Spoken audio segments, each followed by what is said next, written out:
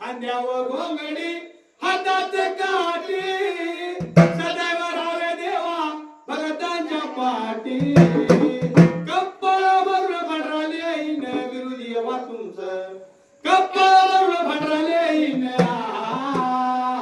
पायी पायी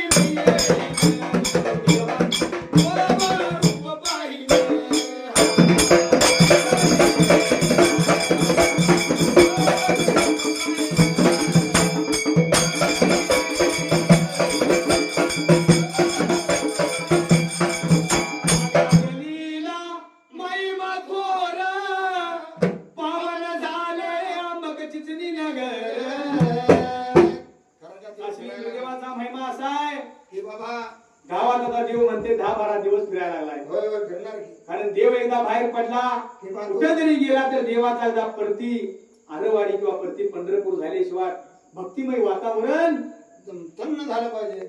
असं या काशिलिंग भगवंताचा महिमा आहे. म्हणून आगादलीला महिमा थोर